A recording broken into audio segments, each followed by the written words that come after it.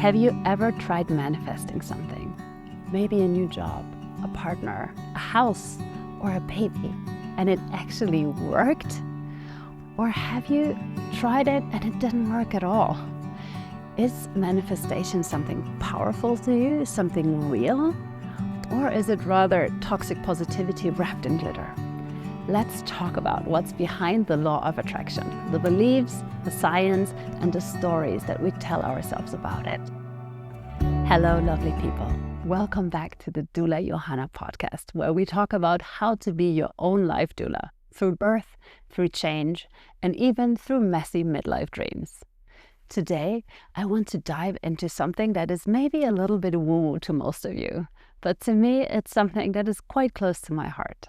The topic is manifestation, and whether the so-called law of attraction is actually real, total imagination, or maybe something in between. Let's unpack it a little. The topic came up for me in the last couple of weeks several times in different friend groups at different times. It's really interesting how sometimes a topic pops up everywhere like mushrooms. I had many different friends talking to me about their beliefs about God being good or bad, or karma, or the law of attraction.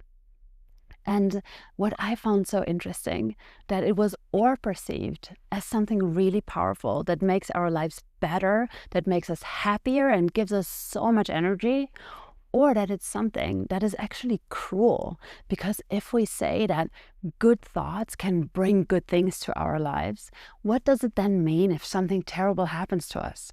If we lose our job, or the marriage is over, or we lose a loved one? Some of my friends were really a lot more skeptical. They brought up a really important point, that if you believe people can manifest good things with just their thoughts, does that mean that people who go through tragedy somehow attracted that too? What about war, illness, or death? Surely we cannot say that we brought those things upon ourselves with bad thoughts. And I have to say, I totally agree. We are never responsible for the terrible things that happen to us.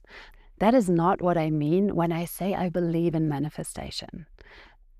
Let's talk science. What does research actually say about the law of attraction? You've probably heard about books like The Secret that claim that manifestation is a natural law. The same thing as gravity, for example. They say that whatever you think you attract.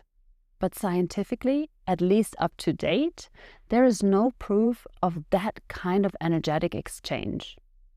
What we do know is this.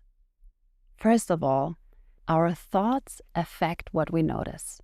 Those phenomena are called cognitive priming and selective attention. There's something in our brain called the reticular activating system, which filters information based on what we're focused on. So when you start thinking about something, your brain literally begins noticing more things that relate to it.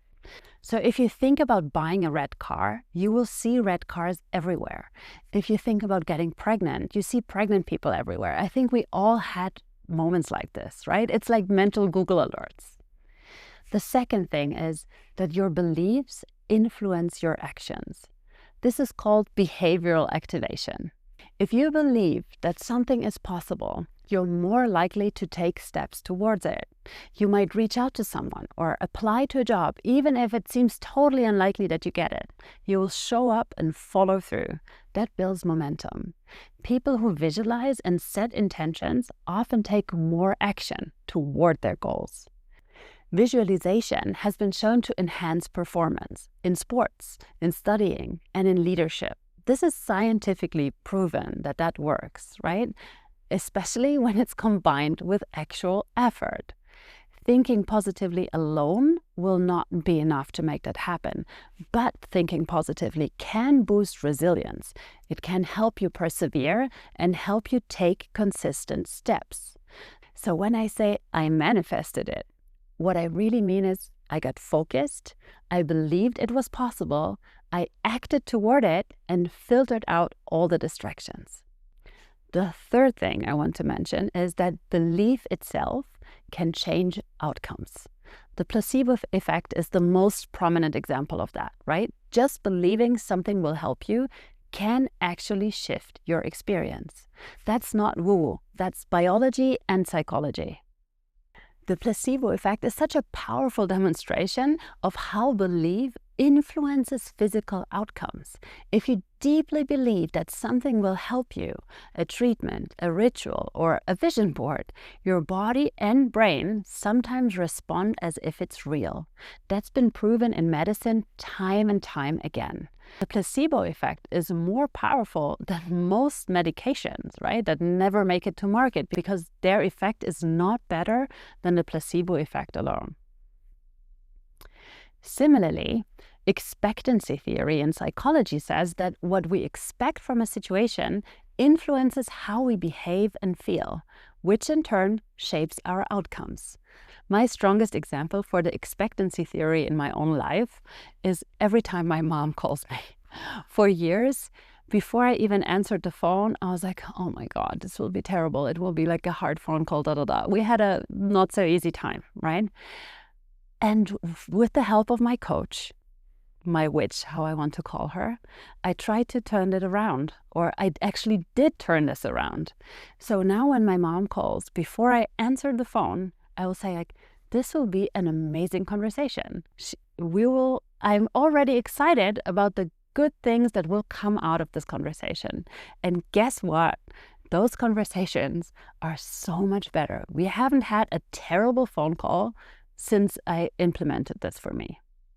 Okay, and the fourth thing that I want to mention that is scientifically proven is that confirmation bias plays a role.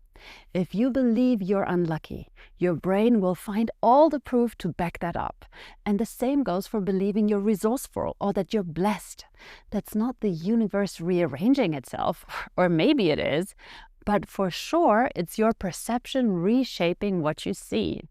So while there's no measurable law that thoughts shoot into the universe and bring back matching outcomes, your mindset absolutely changes your world through action, perception, and persistence.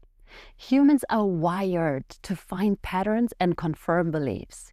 If you believe, I'm lucky, or I'm a magnet for money, your brain will naturally seek out events that confirm this. And at the same time, your brain will ignore or minimize those that don't. So knowing this, does that mean that this is all bullshit? No, it just means that you're interpreting your reality through a chosen lens, and that can actually be very helpful. As of now, there is no evidence for a universal energy field that responds to thought vibrations. There's also no measurable evidence for karma being a cause and effect principle in the physical world. Also, to date, there is no proof for events, good or bad, being attracted into a person's life just based on their thoughts or emotions. But even though there is no evidence so far that there are thought frequencies transmitting signals into the universe as it's described in The Secret, that doesn't mean that we don't have power over our lives. We can do so much more than we think if we put action into the law of attraction. Let me give you a very personal example. I dreamed of finding a bigger home for my family for years. We lived in an apartment in Munich, one of the most expensive cities in Germany. And I was in and out of maternity leave while my husband was still a student. So not exactly landlord dream material, right? I talked about it so much, especially to my husband. I journaled about it. I wished for it. I imagined it. But at some point, my husband sat me down and gave me a little reality check and basically said, darling, it's not gonna happen. We just can't afford it. Please let it go. It drives us all insane. And I kind of did, but only kind of. I kept this quiet hope alive. I set up a search alert on ImmoScout. Totally unrealistic search terms. 5+ bedrooms, big garden, under 2,000 euros.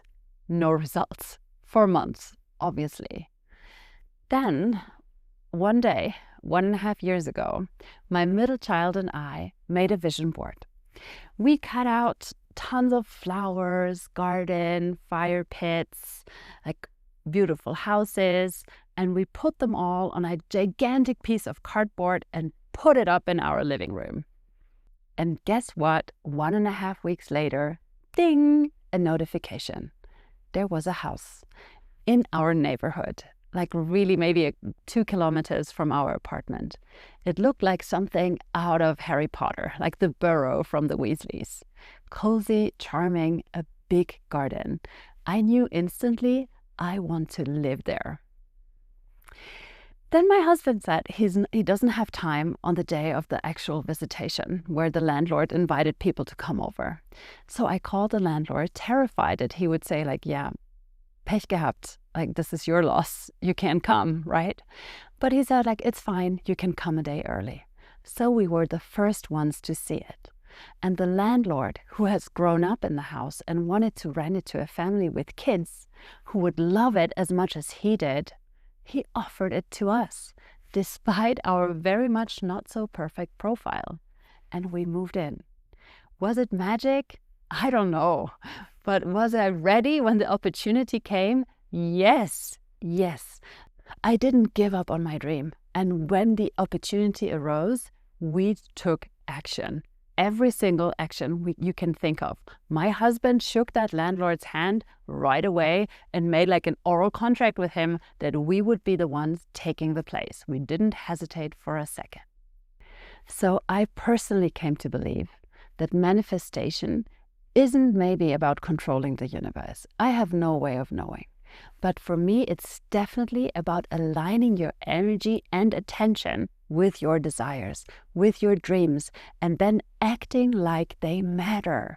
It's not passive. It's not just a wish list. It's a practice.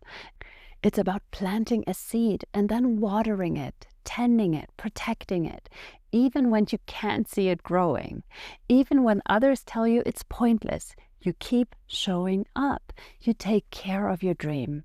I love the sentence, there is action in the law of attraction. You can't spell it without it. So no, I don't believe that you attract everything good or bad just by thinking about it. Then I would have to be a millionaire by now, right? But I do believe that we can co-create our lives, that our thoughts shape our actions, and that our actions shape our outcomes, our path. And that hope is not naive. It's strategic. It keeps us going. So here's your invitation this week. What are you dreaming of? And how can you start treating that dream with the care it deserves? Even if no one else sees it yet, you do, and that's enough. Thanks for listening. If this episode spoke to you, share it with someone who needs a little encouragement, or send me a message on Instagram at Doula Johanna. I would love to hear your own stories of things that you manifested, or even where you struggle with this idea. I'm really open to having a proper conversation about it. If you need a doula next to you while you tend to your little dream seeds and see them flourish, I would be honored to be by your side. You can book one-on-one sessions with me through my website. Until next time, be gentle with your dreams and remember to be your own life doula.